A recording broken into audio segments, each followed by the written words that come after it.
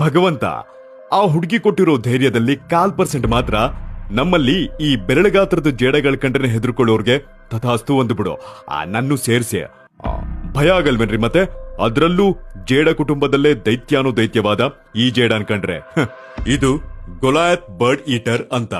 ತುತ್ತು ಅನ್ನ ಬೇಡ, ಬೊಗಸೆ ಅಷ್ಟೆಲ್ಲ ನೀರೂ ಬೇಡ. ಆದ್ರೆ ಅಂಗೈ ಅಗಲದಷ್ಟು ಜಾಗ ಅಲ್ಲ, ಅಂಗೈಯೇ ಕೊಟ್ರು ಹಾಯಾಗಿರುತ್ತೆ. ಹೀಗೆ ಎಕ್ಸಾಕ್ಟ್ಲಿ ಇದು ಪ್ರಪಂಚದ ಅಷ್ಟು ಸ್ಪೈಡರ್ಗಳಿಗೆ ಬಿಗ್ ಬಾಸ್. ಕರೆಕ್ಟ್ ಆಗಿ ಅಳತೆ ಮಾಡಿದ್ರೆ 13 ಇಂಚು ಉದ್ದ ಇರುತ್ತೆ, ಕಾಲು ಸೇರಿಸಿ.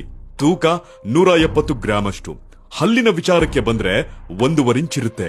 ಮತ್ತೆ ವಿಷ ಇದೆ, ಆದ್ರೆ ಅದ್ರ ಬೇಳೆ ನಮ್ಮ ದೇಹದಲ್ಲಿ ಬೇಯಲ್ಲ, ನೋವಾಗುತ್ತೆ, ಅದೇ ಸಹಜ.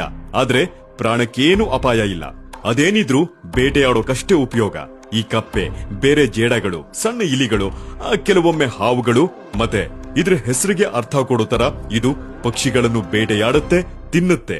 ಕ್ರೇಜಿ ಅಲ್ಲ ಜೇಡ ಪಕ್ಷಿನ ತಿನ್ನೋದು ಅಂದ್ರೆ. ಆದ್ರೆ ಪಾಪ ಇದಕ್ಕೆ ಸ್ವಲ್ಪ ದೃಷ್ಟಿದೋಷ ಇದೆ. ಅದಕ್ಕೆ ತನ್ನ ಕಾಲಿನ ಸೂಕ್ಷ್ಮ ರೋಮಗಳ ಮೇಲೆ ಡಿಪೆಂಡ್ ಆಗಿರುತ್ತೆ. ಅಕ್ಕಪಕ್ಕ ಬೇಟೆ ಓಡಾಡೋ ವೈಬ್ರೇಷನ್ಸ್ ನ ಗ್ರಹಿಸಿ ಹಿಡಿದಾಕುತ್ತೆ.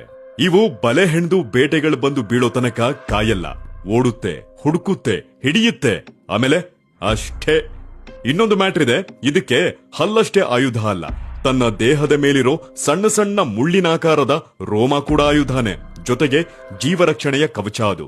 ಇದ್ರ ಮೇಲೆ ದಾಳಿ ಮಾಡೋಕ್ ಬರೋ ಪ್ರಾಣಿಗಳು ಹೆಜ್ಜೆ ಇಟ್ಟಾಗ ತನ್ನ ಕಾಲಿಂದ ಆ ಕೂದಲನ್ನ ಉಜ್ಜಿ ಆ ರೋಮಗಳೆಲ್ಲ ಗಾಳಿಲಿ ಎಗರಿ ಸೀದಾ ಮುಖಕ್ಕೋ ಇಲ್ಲ ಕಣ್ಣಿಗೋ ಹೋದ್ರೆ ವಿಪರೀತ ಕೆರೆತ, ಕಿರಿಕಿರಿ ಉಂಟಾಗಿ ಇದ್ರ ಸಹವಾಸಕ್ಕೆ ಅವು ಬರಲ್ಲ.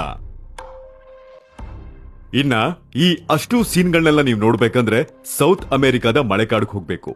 ನಮ್ಮ ಪರಿಸರ ವ್ಯವಸ್ಥೆಯನ್ನ ಕಾಪಾಡೋದ್ರಲ್ಲಿ ಈ ಜೇಡಗಳು ಬಹಳ ಮುಖ್ಯ ಪಾತ್ರ ವಹಿಸುತ್ತೆ. ನಮ್ಮಲ್ಲಿರೋ ಜೇಡಗಳು ಹಾಗೆ.